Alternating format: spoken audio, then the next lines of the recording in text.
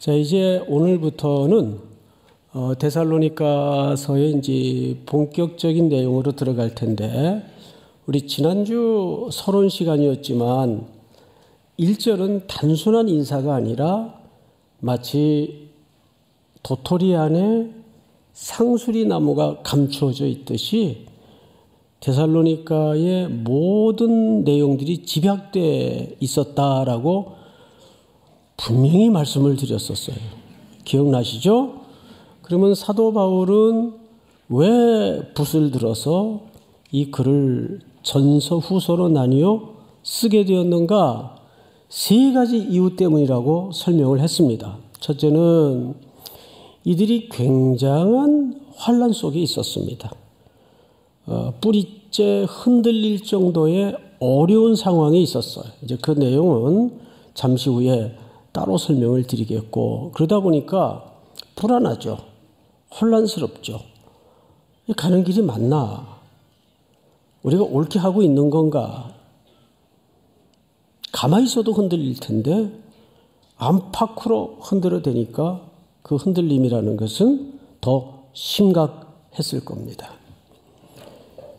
또 하나는 그러다 보니까 잘못된 가르침이 교회 안으로 파고들어서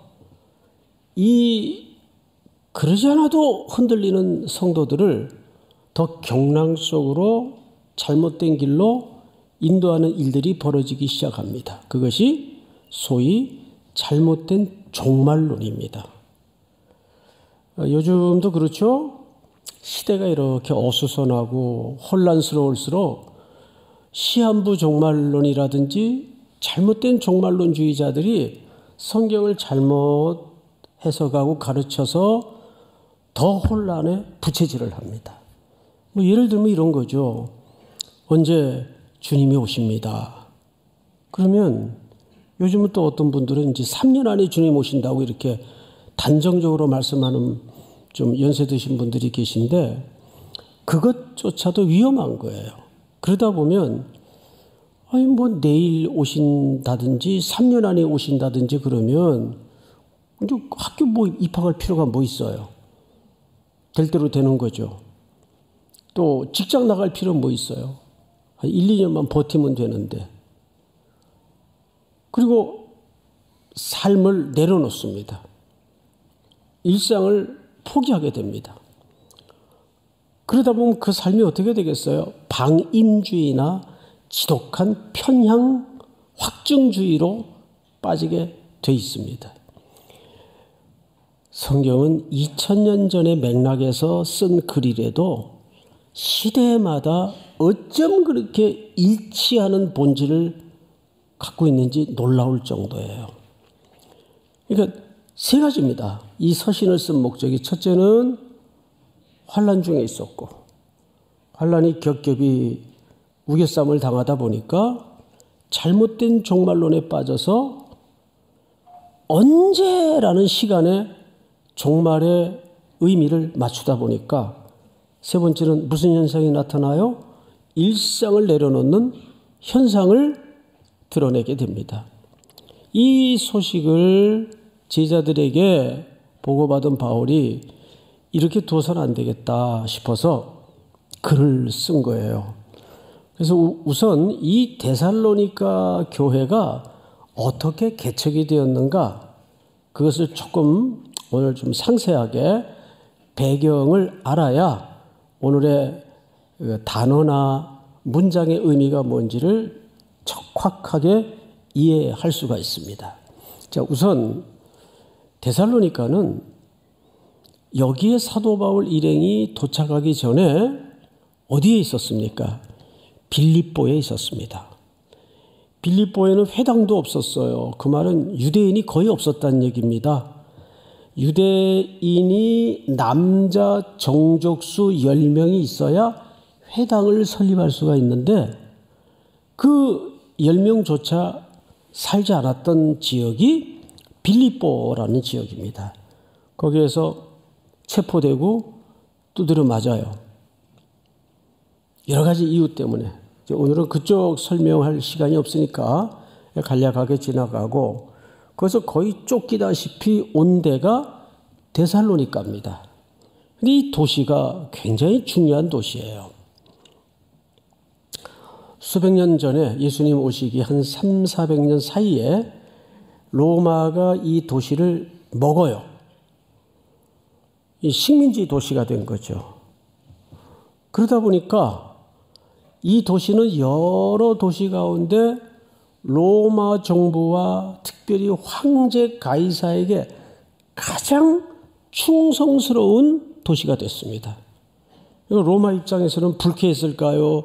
기분 좋았을까요? 기특하죠. 이 데살로니가 이 도시 사람들 쓸만하네. 뭐 좀 혜택을 주어라. 그래서 경제적인 시혜와 지원과 혜택을 어마어마하게 부여하기 시작했습니다. 첫 번째가 뭐냐면 관세를 철폐하는 거예요. 이 도시에서는. 요즘 트럼프 정부 들어서 가지고 지금 관세 전쟁이 지금 시작이 됐어요. 뭐 우리나라도 이제 직격탄을 맞게 생겼습니다. 특별히 자동차 수출 같은 거는 절대적인데 어쨌든 거기는 프리 관세가 없어요. 그래서 그 도시의 고대 문헌을 보면 자유도시라는 별명을 부여받게 됩니다. 그러다 보니까 온 경제 기구들이 다 이 도시로 몰려들어요. 그 도시가 흥청망청 얼마나 부유하고 잘 살게 됐는지 개도 수표를 물고 다닐 정도로. 예? 오래전에 울산에 집회를 갔는데 그 교회 장로님이 울산 자랑을 하면서 목사님, 울산은요 서울보다 GNP가 높아요. 그게 무슨 소리예요? 그랬더니 여기는 경제가 좋아서 조선소가 있기 때문에 개들도 수표를 물고 다녀요. 그래요. 그 비유가 너무 아주 명쾌해서 제가 오랫동안 잊어먹지를 못해요. 이 데살로니가가 그런 도시가 됐네요. 자, 그러면 생각을 해보시라고요. 이 도시의 사람들은 그런 흥청거리는 경제의 부요를 누리면서 어디에 제일 감사했을까요? 로마 정부입니다. 그 중에서도 황제입니다. 황제가 준 거예요. 근데 어느 날 허름한 거렁뱅이 같은 사람들이 오더니 참 주인은 예수 그리스도가 참 주인이십니다. 이러고 소란을 일으키는 겁니다. 가만 두고 보겠어요? 여러분, 로마 제국하에서는 로마 정부 당국 자체는 식민지 국가들이, 식민지 도시들이 무슨 종교를 믿든 그렇게 관여를 안 했어요. 종교 관용 정책을 썼습니다. 딱 하나. 예외가 있는데, 그러나 어떤 종교든 간에 로마의 평화와 질서를 깨는 문제는 단호했습니다. 가차없이 처벌을 냈어요. 왜? 이건 로마의 불명예인 거예요. 그래서 그 당시 여러분 잘 아시는 것처럼 팍스 로마라는 말을 우리가 써왔죠. 근데 그 로마의 평화는 어떤 사랑과 섬김과 배려에서 나오는 평화가 아니고 힘으로 찍어 누르는 평화예요. 조용히 해. 참된 평화가 아니죠. 그런데 로마 정부는 이게 국가 정책의 아주 중요한 내용이었습니다. 누구든지 로마의 질서를 깨고 혼란을 일으키는 종교는 용납하지 않았습니다. 그래서 그리스도인들이 예수 믿기 때문에 쫓겨난 게 아니라 자기네들끼리 그 종교 문제 가지고 뭐 부활이 있다 없다 만나기만 하면 싸움을 하니까 야, 쟤들 요즘 왜 그러냐? 무슨 모르겠는데 같은 기독교인 것 같기도 하고 다른 것 같기도 한데 그 뭐 예수라는 사람 부활 문제 때문에 저렇게 시끄럽습니다. 그러지 마, 내 쫓아라. 그래서 쫓겨난 거예요, 그 사람들이. 그러니까 사도들이 핍박을 받는 본질은 뭐냐 하면 복음과 예수를 전했기 때문이기보다는 사실은 두 가지 이유 때문입니다. 첫째는 사회 질서를 혼란시킨 거예요. 두 번째는 특별히 사도들의 전파하는 내용 속에 누가 주라고요? 예수가 주라고 전파를 하니까 누구에 대한 경건치 못한 태도가 된 겁니까? 황제에 대한 불경건한 정치적 문제가 된 거예요. 그러니까 두 가지 이유입니다. 사회적 혼란과 정치적인 이슈가 대두된 거죠. 그런데 따지고 보면 명분은 사회적 혼란 때문에 정치적 이슈 때문에 사도들을 내쫓았지만 본질은 뭐예요? 돈 문제예요. 이러다가 로마 정부에 밑보이면 뭐가 끊어지게 생겼어요? 그동안 누려왔던 경제적 혜택과 그동안 풍성하게 누려왔던 모든 안녕과 부요가 순식간에 무너지는 결과를 빚은 겁니다. 그래서 우리 사도행전 17장을 보시면 이렇게 돼 있어요.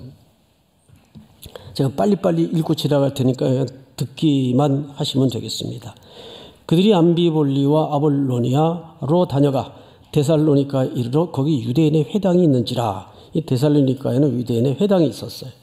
바울이 자기의 관례대로 그들에게로 들어가서 새 안식일에, 이 새 안식이라는 말은 세 번째 안식일, 그러니까 약 한 달 정도, 3, 7이 20일이니까 한 달 채 안 되는 기간 동안에, 근데 사실 나중에 종합적으로 보면 그 이상 머물렀던 흔적들이 사실은 있습니다.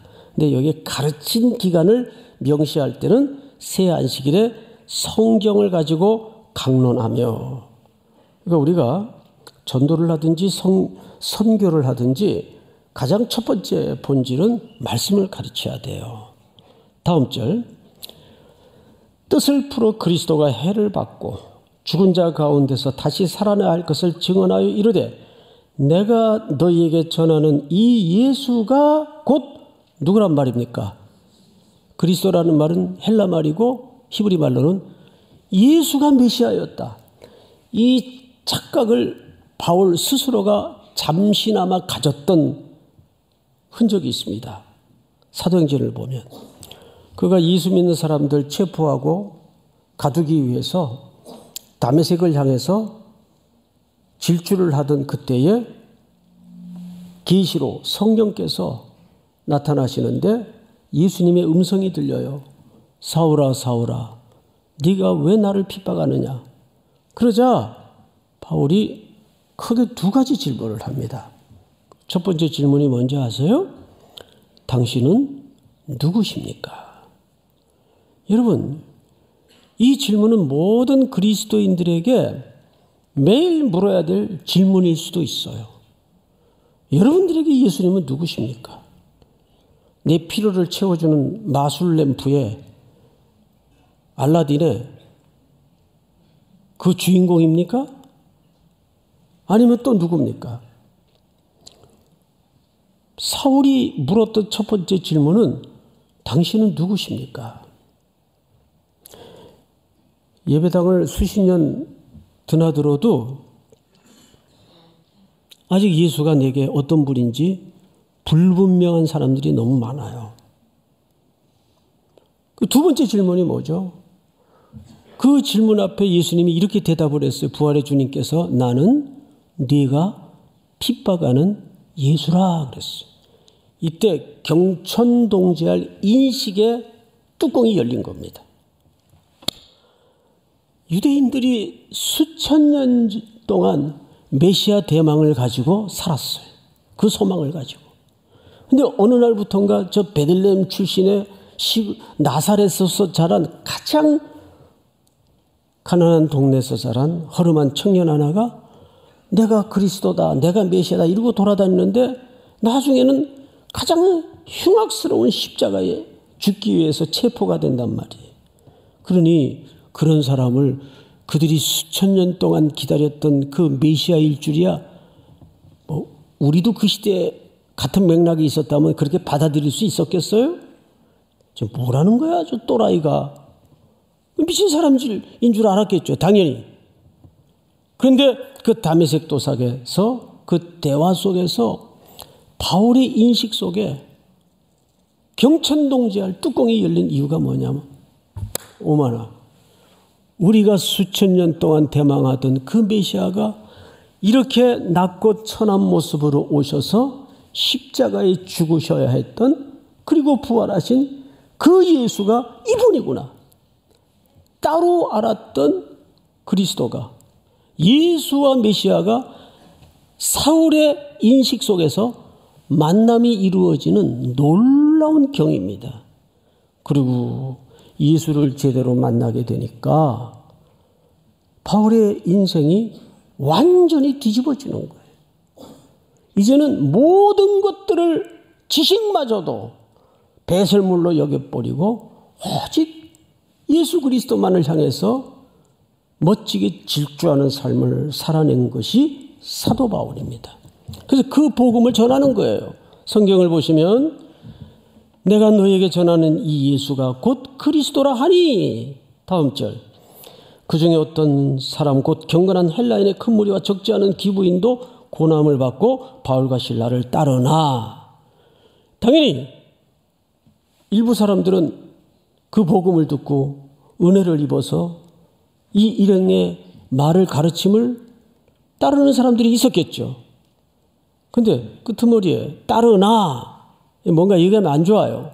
5절, 그러나 유대인들은 시기하여 저자의 어떤 불량한 사람을 데리고, 이 저작거리 하죠. 시장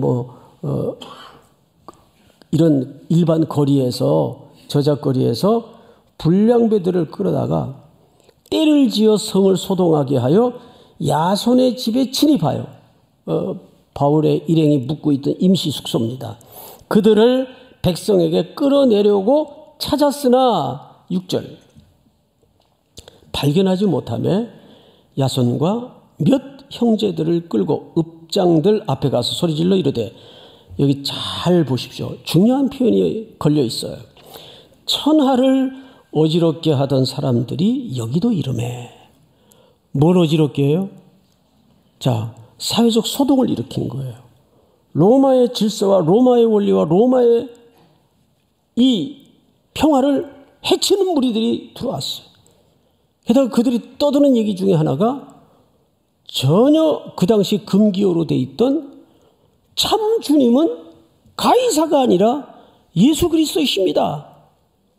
자, 데살로니가 사람들의 입장에서는 이걸 그냥 받아들일 수 있겠어요? 묵과할 수 있겠어요? 저 내쫓아야 된다. 그래서 7절, 야손이 그들을 맞아들였도다. 이 사람들이 다 가이사의 명을 거역하여 말하되 다른 임금 곧 예수라 하는 이가 있다 하더이다 하니. 자, 이렇게 해서 데살로니가에서 사도 일행들이 베레아로 갑니다.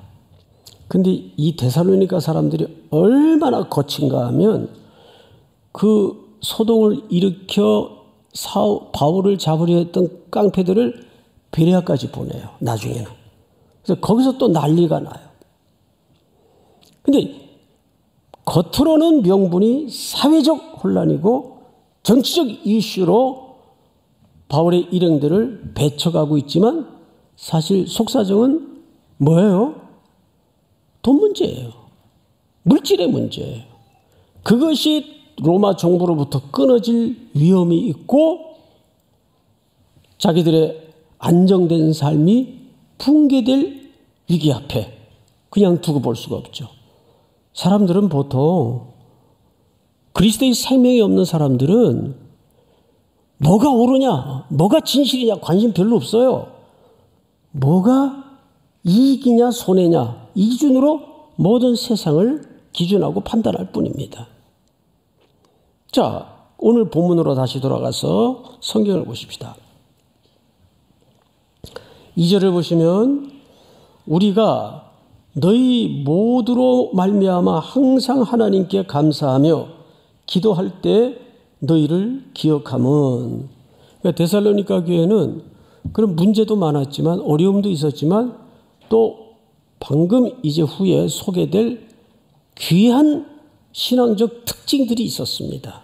그 소위 말하는 믿음의 역사, 사랑의 수고, 소망의 인내. 유명한 데살로니가 교회 성도들의 특징이었죠. 그 소식을 듣고 먼저 감사해요. 그런데 이렇게 감사해요. 2절을 보시면 기도할 때에 너희를 기억하면, 사실은 이 문법을 보면 분사형으로 되어 있습니다. 쭉 그렇게 해왔다. 기억해왔고 기억해 올 때마다 뭘 했다는 얘기예요? 그들을 품고 기도했다는 얘기예요. 분사형으로 설명을 하면 이 말씀을 읽으면서 이런 생각이 들더라고요. 우리가 선교하고 오면 그걸로 끝나서는 안 됩니다. 이제 선교를 가면 그 약한 교회에 필요들이 계속 눈에 띄어집니다. 또 선교사님들 또는 그 영계교회 목회자들, 성도들의 아픔과 필요가 계속 눈에 걸려 들어옵니다. 그럼 정말 우리가 사랑의 마음을 가지고 그 선교지까지 날아가서 짧은 기간이지만 헌신과 성김과 수고를 하고 사랑의 마무리를 하고 돌아오면은 뭐가 진짜 마무리인지 아세요? 기억하고 기도해야 돼요. 거기가 진짜 마무리입니다. 우리는 보통 형제님 사랑합니다. 근데 기독교는 이 사랑이라는 말이 동사예요. 이게 명사가 아니에요. 그래서 인간의 어떤 사유하는 과정도 아니고 사랑이라는 어떤 철학적 개념도 아니에요. 사랑은 얼마나 찐득한 얘기인가 하면 하나님께서 자신의 아들이신 예수 그리스도를 이 땅에 내리셔서 십자가에 거는 행동이에요. 그 사랑은 동사입니다. 우리가 정말 선교지든지 우리 주변에 누군가를 적어도 사랑한다고 고백할 수 있으려면 어디 자리까지 가야 돼요? 계속 기억하고 기억하는 대로 어떻게 해야 될까요? 기도해야 그 사랑은 마침표가 찍어지는 겁니다. 믿습니까? 여러분들이 사는 날 동안 이 기억과 이 기도가 끊임없이 분사형으로 순종되어지기를 주의 이름으로 축원하고 축복합니다. 자, 그런데 이제 3절로 넘어가서 그 특징을 세 가지로 소개했어요. 그래서 오늘 말씀의 제목이 선교적 삶의 세 가지 덕목입니다. 첫째, 너희의 믿음의 역사와 그랬어요. 자, 근데 여러분, 여기서 번역은 믿음의 역사로 됐는데 조금 더 직선적으로 원문의 뉘앙스에 가깝게 번역을 하려면 믿음의 역사보다는 믿음의 행위로 번역해야 더 가까운 번역입니다. 좀 아쉬워요. 그 말이 그 말 아닐까? 그러면 왜 행위로 안 했을까? 여러분, 우리는 이제 아주 그 복음주의 입장에서 또는 보수적인 교단에 소속이 돼 있어요. 여러분들한테 한번 여쭤볼게요. 오직 구원은 뭘로만 얻어요? 그렇죠. 믿음으로만 구원을 얻습니다. 거기에 행위라는 말이 붙으면 이상한데, 뭐 구원을 얻는데 뭐 플러스 알파가 있어야 된다는 거야? 이거 행위 구원론자 아니야? 송 목사 이상한 거 가르치네? 그럴 수 있단 말이에요. 거기에 알레르기 반응들이 있어요. 우리 성도들이. 근데 여기서는 그런 얘기가 아니에요.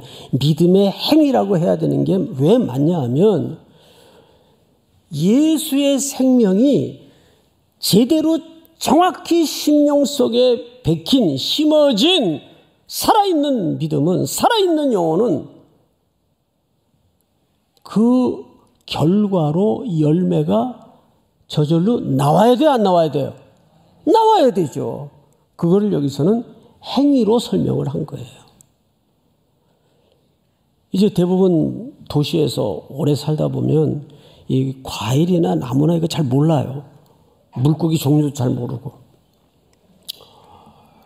근데 이제 전문가들 얘기를 들어보면 사과나무와 배나무가 열매가 맺기 전에는 구분이 어렵대요. 도시 사람들은. 저도 마찬가지고. 구분이 어렵겠죠. 근데 저는 정확하게 그걸 분간할 줄 알아요. 가을이 되면 배나무에서는 배가 이렇게 열려요. 이거 배나무였구나. 또 사과나무에서는 사과가 이렇게 열려요. 이거 사과나무였구나. 어려워요? 자, 배나무에서 뭐가 열려요? 사과나무에서 뭐가 열려요? 이거를 송목사 말로 듣지 말고 마태복음 7장에 가보면 예수님께서 뭐라 그랬어요? 열매로 뭘 안다 그랬어요? 나무를 안다 그랬어요. 그렇게 수십 년을 예배당 뜰을 오며 가며 했는데도 속도 안 달라지고 말도 안 바뀌고 더더군다나 삶의 열매도 없고 그러면 이거 의심해 봐야 되는 거 아니에요? 이게 진짜 제대로 뿌리가 박힌 사람인가? 이런 좀 조심스러운 표현이지만 교회 안에 무늬만 크리스찬들 많아요. 예수의 생명이 없어도 신앙 고백이 명징하게 없어도 그냥 성품 좋고 예배당 오래 꾸준히 뭐 하나 하면 성실하게 하는 분이니까 또 3년마다 투표하면 다 찍어줘야 좋은 분이라고 다 찍어줘요. 속은 알 수 없으니까. 그래서 집사도 되고 또 심지어는 장로님도 되고 그럴 수 있어요. 근데 우리 교회에서 일은 아닌데 아주 오래전에 제가 어릴 때 목회했던 어느 교회 제자 훈련을 하는데 중직자 훈련이었어요. 제자 훈련을 하다가 어느 한 분이 눈물을 뚝뚝 흘리고 눈이 뻘개지면서 목사님 감사해요. 고마워요. 제가 이제야 예수님이 나를 위해 돌아가신 사실이 믿어져요. 이제야. 그분이 놀랬을까요? 제가 놀랬을까요? 제가 놀랬죠. 저는 그때 목회적으로 큰 걸 하나 배웠어요. 명분론자들이 많구나. 신앙 안에도 노미널 크리스찬들이 많구나. 여러분, 여기서 말하는 믿음의 역사라는 것은 정확하게 그분이 생명을 가진 그리스도라는 생명을 가진 분이라면 삶에 당연히 뭐가 나타나야 된다는 걸까요? 행위! 그 믿음에 걸맞는 삶의 결과와 열매가 나와야 된다는 얘기예요. 이것이 데살로니가 교회 성도들에게 있었습니다. 근데 그들이 모든 상황이 널널하고 풍족하고 아무 문제가 없을 때 한 게 아니에요. 6절을 잘 보세요. 6절. 또 너희는 많은 환난 가운데서 성령의 기쁨으로 말씀을 받아 우리와 주를 본받은 자가 되었으니. 어마어마한 얘기를 합니다. 그들이 평안할 때 그랬어요?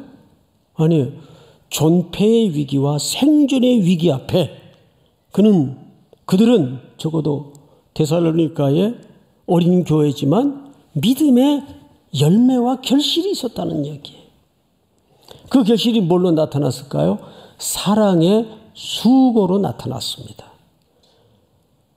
여기서 사랑의 수고라는 것은 헌신, 섬긴 그 믿음에 따라 나타나는 모든 열매의 과정들이겠죠. 사랑의 수고. 이것이 아무 문제도 없을 때, 여러분 아무 문제 없을 때는 누구나 잘해요. 누구나 신앙 대박인 것 같아요. 근데 그 사람의 진짜 성적표는 언제 드러납니까? 어려움이 몰려오고 고난이 닥쳐올 때, 이 사람 진짜구나. 어느 분이 정말 형연할 수 없는 욥과 방불한 고난 앞에 마주쳤을 때 온 교회가 걱정했어요. 큰일 났다. 저 자존심 상한 분들이 버텨낼까. 근데 몰락한 그 후에 주일날 교인들이 교회를 오다가 깜짝 놀란 거예요. 여전히 해같이 밝은 얼굴로 주보 나눠주고 오는 성도들 맞으면서 할렐루야 어서 오세요. 그 찬양대 서서 찬양 연습하고 그 주간 그때 드렸던 찬양이 잊을 수가 없어요. 그 성도님들이 서서 그 부르는 그 얼굴의 모습을 보고 온 교회가 눈물을 적셨어요. 아, 그때 알았죠. 아, 저분들이 지금까지 예수를 믿었던 건 하나님이 부어주고 쌓아주고 누리게 했기 때문이 아니었구나. 그것이 다 거덜이 났는데도 3개월 만에 반지하 밑으로 들어가는 거를 제가 봤어요. 신방도 하고. 이걸 어떻게 설명을 해야 되나. 그때 교회들이 성도들이 안 거죠. 아, 이분들이 지금까지 신앙생활 했던 거는 그동안 누렸던 그것 때문에 한 게 아니구나. 그게 다 거두어져도 거품처럼 사라져도 어떤 것도 흔들 수 없는 예수라는 보배 때문에 그들이 신앙생활을 한 거구나. 그 주간 드렸던 그 찬송가가 뭐냐 하면 태산을 넘어 홍곡에 가도 빛 가운데로 걸어가면 주께서 안히 버리시기로 약속한 말씀 잊지 않네. 아시죠 여러분? 예. 부르진 않겠어요. 예. 근데 그 가사를 잊을 수가 없어요. 그 찬양을 부르는 그분의 모습을 보면서 성도들이 다 사정을 아니까 눈물을 적시더라고요. 저는 제 말씀 은혜 받고 우는 줄 알았어요. 예. 믿음의 역사란 그렇게 사랑의 수고를 동반하게 되고 마지막에 뭐죠? 소망의 인내입니다. 여기서 소망의 인내라는 것은 그냥 소극적으로 견디고 버티고 다가오는 시간을 이렇게 맞이하는 과정이 아니라 굉장히 적극적인 표현이에요. 소망의 인내라는 것은 분투가 전제된 표현이에요. 그 소망의 인내는 뭐냐? 이걸 좋은 예가 하나 있습니다. 성경으로 예를 들 테니까 들어보세요. 제가 자주 드렸던 예일 수도 있는데 처음 듣는 것처럼 들어보세요. 마태복음 25장에 보면 예수님이 이제 신랑으로 비유돼서 신랑을 맞으러 열 처녀가 나가요. 기억나시죠? 근데 신랑이 늦게 와요. 늦게. 아, 왜 이렇게 안 오나? 기다리다 밤은 깊어지고 그래서 다 잤어요. 몇 명만 잠이 들었습니까? 예? 아, 고민돼요? 10명이 다 잤죠. 생각해 보세요. 저처럼 잠 없는 사람 외에는 밤이 늦었는데 10명이 다 졸았죠. 다 졸았어요. 성경에도 보면 10명이 다 졸았다라고 돼 있어요. 근데 어느 밤 한 경점쯤 신랑이 오신다라고 고함 소리가 난 겁니다. 몇 명만 깼을까요? 11명이 깼다고요? 아니죠. 잘못 들었겠죠. 5명만 깼나요? 10명이 다 깼어요. 근데 그 본문의 결말이 어떻게 끝나는지 아세요? 그러므로 깨어있으라. 말이 안 되잖아요. 졸 때도 같이 졸았고 깰 때도 같이 깼는데 왜 또 깨어있으라 그런 걸까? 그렇다면 이 말이 듭니다. 이건 적어도 물리적인 잠을 얘기하는 게 아니에요. 그렇죠? 자, 여기서 이 본문의 갈등을 푸는 방법이 있어요. 질문이에요. 첫째 질문입니다. 신랑을 맞기 위하여 등을 들고 나갔던 처녀들이 그 등에 기름이 있었겠죠. 그리고 여분 기름이 있었겠고 그 기름은 신랑이 오기 전에 준비하는 겁니까? 온 다음에 준비하는 겁니까? 오기 전에 준비하는 거예요. 대답 잘하셨어요. 두 번째 질문. 그러면 신랑이 정확하게 언제 올지 알아요? 몰라요? 몰라요. 대답 잘하셨어요. 그러면 언제 준비해야 돼요? 모르는데. 항상. 이걸 일상성이라고 얘기합니다. 일상성. 항상 신랑이 오늘 오신다라는 마음으로 준비해야 돼. 그래서 일상이 중요한 겁니다. 그러니까 에녹이라든지 구약의 노아 같은 인물들의 하나님과 동행한 비밀이 뭔지 아세요? 오늘이 내 인생의 마지막 날처럼. 이게 은혜 입은 자의 삶입니다. 믿습니까? 오늘이 이 예배가 내 인생의 마지막 예배로, 오늘 누군가의 만남이 내 인생의 마지막 만남으로. 그러니까 이 노루꼬리 마냥 짧게 남은 하루 햇살이 기적 같은 날이에요. 오늘이 내 인생의 마지막 날처럼. 그래서 제 어머니 묘비에 뭐라고 어떤 성구가 좋을까 기도하다가 제 신앙 고백을 같이 얹었어요. 성경의 마지막 글이 뭡니까? 아멘 주 예수여 오시옵소서. 하루에 아침을 그 고백으로 맞고 하루에 문빗장을 걸 때에도 그 고백으로만 걸 수 있다면 우리는 허튼 걸음 허튼 짓을 할 수가 없어요. 오늘이 내 인생의 마지막 날처럼. 오늘 주님이 오셔도 오케이 주님 할렐루야. 근데 아이고 벌써 오시면 안 되는데 예? 뭐 하시려고요? 아멘. 오늘 주님이 오셔도 언제나 주님 맞을 준비로 살아낼 수만 있다면 그것이 믿음, 역사, 사랑의 수고, 소망의 인내를 가지고 적극적으로 살아내는 성기적 삶의 세 가지 덕목입니다. 이 세 가지 덕목이 하나님의 거룩하심에 참여하는 유일한 길입니다. 3일의 모든 성도들이 이 말씀을 붙잡고 이 혹한의 추위를 마지막까지 뚫어내고 승리하는 또 한 주간이 될 수 있기를 축원하고 축복합니다.